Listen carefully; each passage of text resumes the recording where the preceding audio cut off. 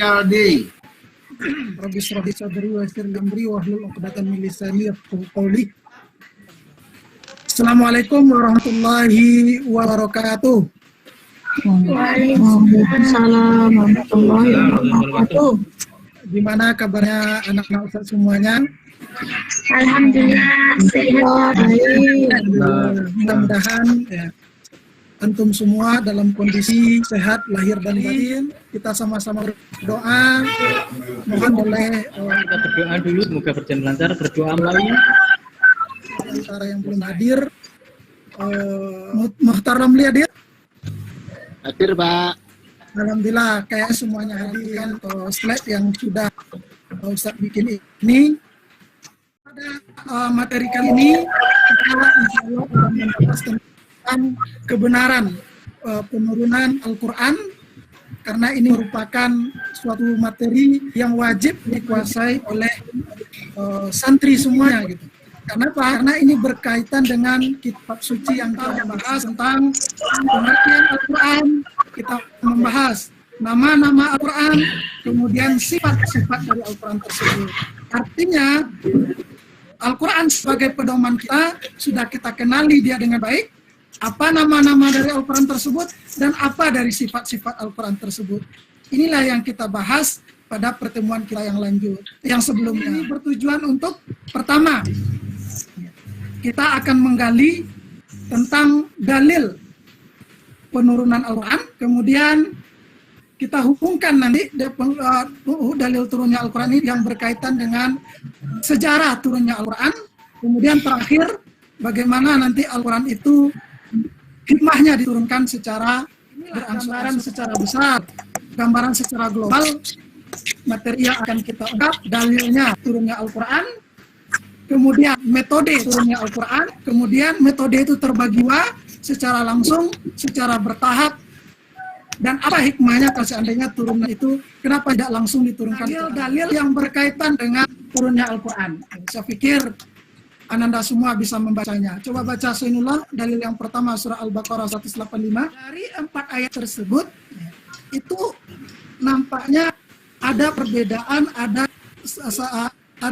perbedaan secara lafaz. Nah, inilah nanti yang akan diminta kepada Anda semuanya untuk mendiskusikan, menganalisis, mengelompokkan ayat tersebut sesuai dengan sejarah penurunan Al-Quran. Video berikut.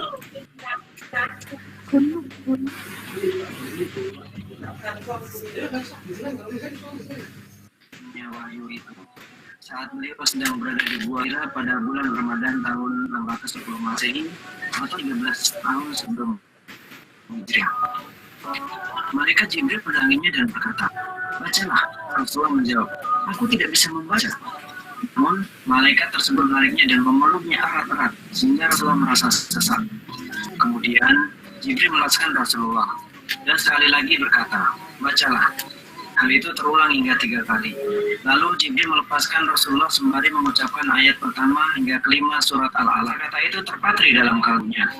Dalam keadaan yang masih gelisah, Rasulullah pulang dan meminta Khadijah menyeliputinya. Tubuhnya ketika itu menggigil seperti dalam demam. Rasulullah kemudian menyampaikan apa yang terjadi kepada Khadijah.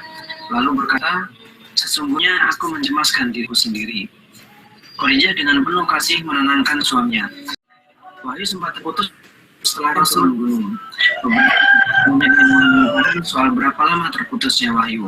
Ada yang mengatakan 2 tahun, sebagian lagi mengatakan hanya 2 bulan. Imam Bukhari dalam kitab Takmir menuturkan kondisi beliau sebagai berikut. Wahyu untuk beberapa waktu tidak turun. Berdasarkan riwayat yang saya ketahui, Nabi SAW merasa gundah dan gelisah. Hal ini diekspresikannya dengan bersih cepat ke puncak gunung, tempat Gua Hira akan beliau dengan wahyu untuk kedua kalinya. Setelah itu, Al-Quran turun berangsur-angsur selama kurang lebih 23 tahun.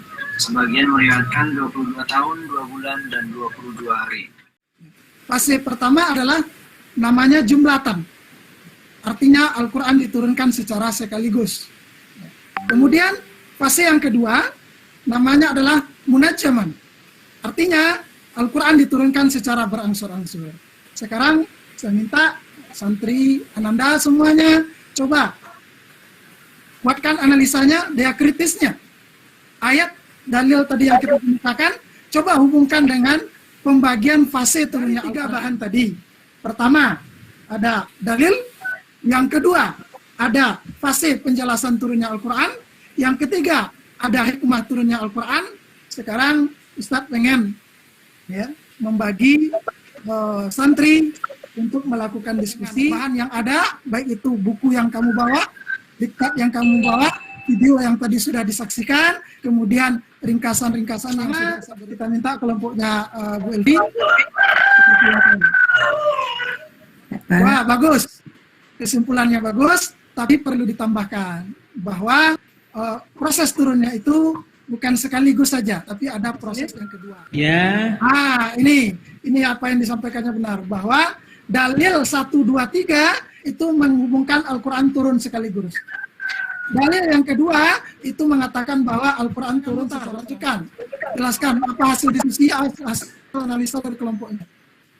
Ternyata apa yang disampaikan oleh kelompok 3 ini yang kita kumpul, bahwa mereka menyampaikan bahwa dalil 1, 2, dan 3 itu sebagai dalil yang menyatakan bahwa Al-Quran diturunkan secara sekaligus pada malam Lailatul Qadar, turun dari langit, diturunkan berangsur-angsur. Ternyata ada hikmahnya. Sebagaimana yang dianalisa oleh kelompok 3 tadi, bahwa kalau kamu pengobat hatinya adalah pergi jalan-jalan, perintah Rasulullah bukan.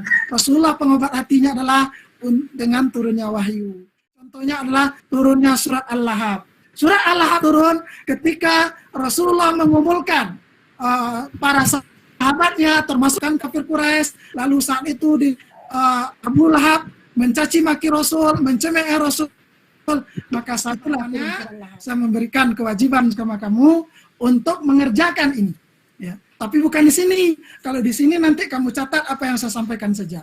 Kamu jelaskan, kamu tulis apa yang saya sampaikan saja. Jadi tugas ini saya berikan sama kamu dengan syarat kamu harus menambah materinya. Materinya tidak susah-susah, kamu tidak perlu cari. Silakan nanti setelah ini kamu datang ke pustaka, silakan analisis materi kita ini, tuliskan materi tersebut dalam LKPD ini, kemudian untuk hari ini, ya jangan lupa. Ya, tugas ini bisa dikumpulkan pada pertemuan kita yang akan datang sekalian, ya.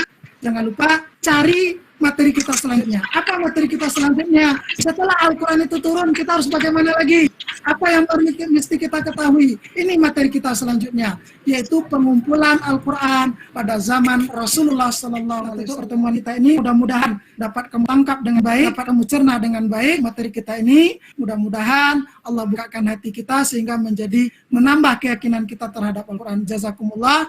Mohon ditutup oleh Husainullah dengan doa kafaratul majlis. Silakan, Rasulullah.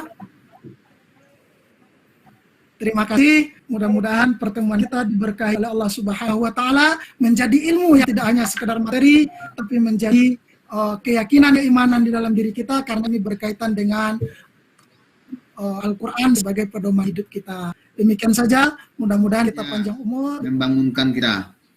Oke, untuk mengomentari ini saya minta dulu kepada Pak Ihsan.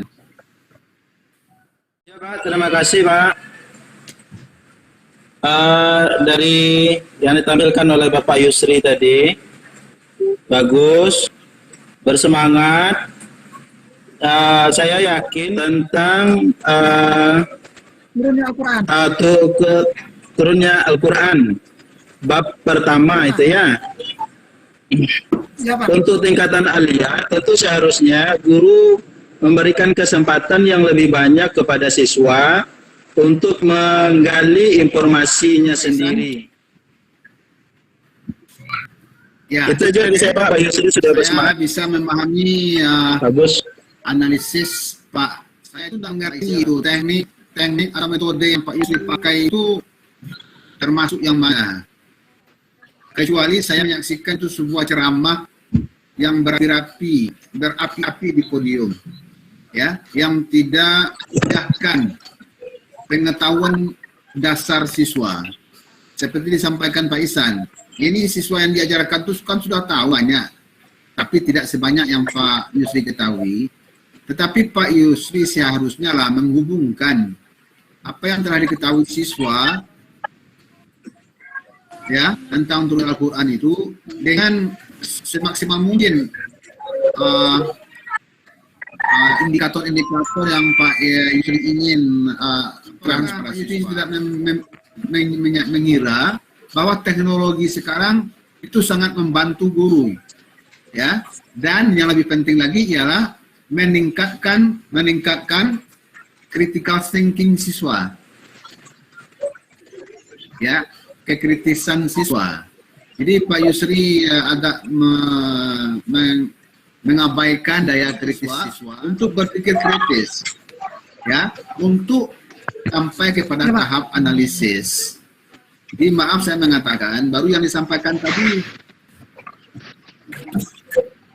itu bersifat informasi yang levelnya itu level pengetahuan.